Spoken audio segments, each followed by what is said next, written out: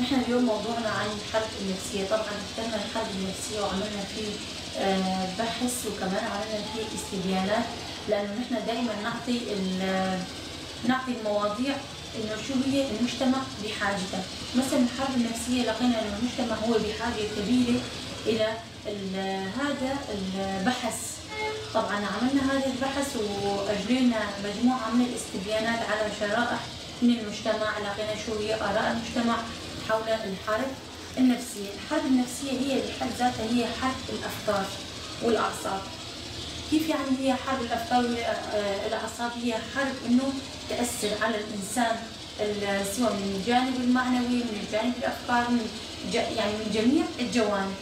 طبعا الحرب النفسية إنه يلجأ إليها العدو. ليش يلجأ إليها العدو؟ لغايات، إنه يحطمون نفسيا، يحطمون معنويا.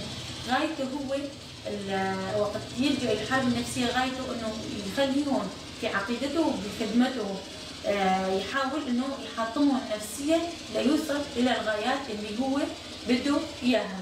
طبعا الحرب النفسية تنتشر بسرعة من شخص إلى آخر. ليش؟ دائما لأنه الأخبار السلبية تنتشر أكثر من الأخبار الإيجابية. لهذا السبب الحرب النفسية هي بحد ذاتها حرب مدمرة للأشخاص، يعني عم تدمرهم بروحهم المعنوية، تنتشر بسرعة كبيرة. كمان غايتها هي نشر الرعب والخوف بين الأشخاص والمدنيين والعسكريين. هاي هي غاية الحرب النفسية. كمان رغم الأوضاع اللي نحن عم نعيشها، الحروب اللي نحن عم نعيشها، يعني هالأشياء اللي كلها صارت عم نعيشها، هاي كلها عم يستغلها العدو.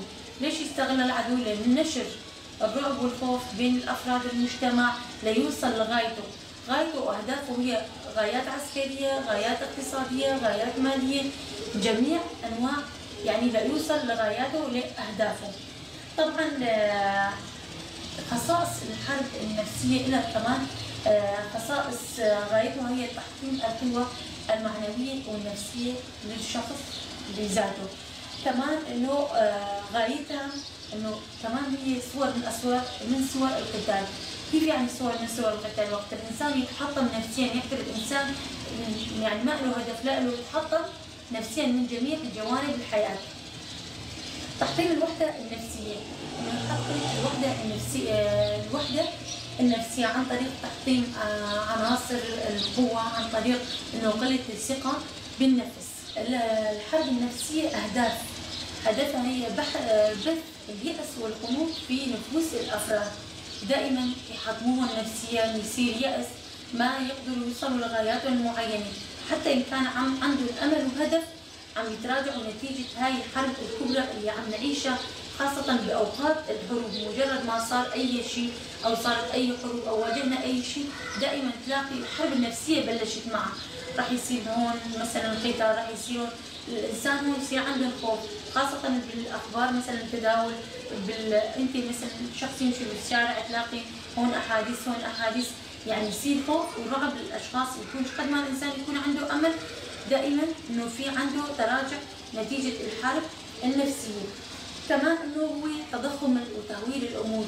يمكن أمور بسيطة تمر أو أي شيء بسيط تلاقي تضخمت الأمور بسرعة كبيرة. صار في يعني أشياء كثير تصير نتيجة أمور بسيطة نقدر السيطرة عليها. العمل على تفتيت الوحدة بين الأفراد، هذا هو أهم شيء، إنه عند العدو إنه يفتت بين هذه الأفراد، سواء المدنيين سواء العسكريين، من قلة الثقة بنفسهم، الأحباط. هذا الشيء كله من غاياته.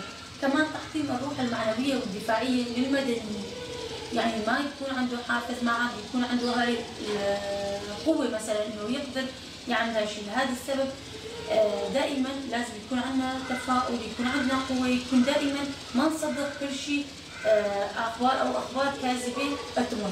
هلا كمان رغم الحروب اللي نحن عم نشوفها، حكينا عن الحرب النفسية إنه هي أسرع شيء لأنه تأثر على نفسية الشخص، خاصة بأوقات الحروب. الحرب النفسية تمشي بسرعة مع الحروب الباقية. كيف نقي نفسنا من هذه الحرب اللي عم نعيشها يوم بيوم؟ طبعا موجودة الحرب النفسية بحياتنا اليومية على جميع الأصعدة بحياتنا. نقي نفسنا من الحروب النفسية عن طريق انه ما نصدق الشائعات، وما نكون انه مساعدين بنشر الشائعات. احيانا مثلا شيء يصير اذا بدون براهين وبدون اشياء ثابته وملموسه ما نصدقها وما نروح وراء الشائعات. كمان انه لانه الشائعات تعتمد على المبالغه. هدف الشائعات ونشر الشائعات هي هدفها انه تاثر على الراي العام. هاي هي غايتهم، انه ياثروا على الراي العام وتحقيق اهدافهم، مثل ما قلنا ان كان عسكريا ان كان شخصيا ان كان ماليا، من جميع الجوانب هو انه ياثروا على الراي العام. كمان احذر الخوف وارفض الفوضى. احيانا نتيجه الحرب النفسيه عم نشوفها الانسان يصير بحاله قلق، عدم الثقه. هون الحرب النفسيه لا اراديا تسلسل تنزل للشخص. لازم هون الانسان يكون عنده ثقه عاليه بنفسه، يكون عنده قوه عاليه انه يقدر يتخلص من هاي الحرب، وانه كمان ما يصير لانه نتيجه انه انتشرت هاي الحرب راح يصير فوضى. كمان انه نساعد على افتعال الازمات. احيانا نجد انفسنا متورطين في نشر الشائعات، يمكن تكون خبر بسيط مثلا صار شيء مثل ما قلنا بدون براهين ودون اشياء انه مصدقه او اخبار كاذبه ما نروح ولا دائما شو نعرف شو هو نتاكد من صحه الخبر بعدين لنصدقه. كمان ثق بقدرتك وقدره دولتك. اهم شيء نثق بقدراتنا، هاي قدراتنا وهاي قدرات بلدنا، نقدر ايد بايد نتضامن ونتكاتف ونقدر نتخلص من هاي الحروب النفسيه. لا ننهزم، دائما لازم يكون عندنا انه تعمل ليش ما ننهزم؟ لانه الحرب النفسيه تعمل على اضعاف من نفسيه الشعب ونفسيه الاشخاص. لازم ما نستسلم لهذا الشيء، لازم دائما يكون عندنا قوه، يكون عندنا اراده، يكون عندنا امل، نكون دائما متفائلين بالنصر والوصول الى غاياتنا واهدافنا. دائما لازم نفكر بايجابيه وما نفكر بتشاؤميه، ما نكون متشائمين، دائما نفكر بسلبيه، دائما ننشر الايجابيه ونكون داعمين لانفسنا وداعمين يلي حولنا. قم باعمال ايجابيه، مثل ما قلنا نقوم باعمال ايجابيه، مثلا انه هاي الازمه راح تروح. دائما يعني دائما نحط امل وحافز قدامنا انه نقدر نتخطى صعوباتنا. اذا نتراجع ونضعف نحن ما نقدر نوصل لغاياتنا ولهدفنا. كمان ننمي الشعور بالثقه، لانه هي ولا نيأس. اهم شيء الثقه، لانه اذا انعدمت الثقه يعني الانسان هو يضعف. لازم دائما يكون عندنا ثقه، لانه الثقه هي اساس كل نجاح. لانه وقت نحن نكون داعمين إلنا لانفسنا والاشخاص اللي حوالينا راح نحقق اشياء كثير، نحقق نصر، نحقق امان وسلام لجميع المجتمع، وما نصدق كل شيء ينقال الا نتاكد من صحه الخبر. دائما يكون عندنا امل، يكون عندنا هدف انه راح نخلص وهاي الحروب راح تخلص، هاي الازمات اللي عم نمر فيها راح تخلص.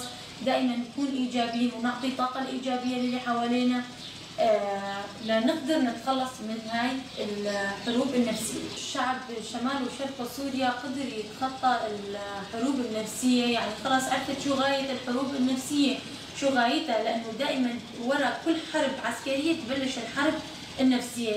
ليش تبلش؟ لان الغايات انه يحطموهم نفسيا، يتراجعوا عن الشيء اللي الاهداف اللي هن يرسموها.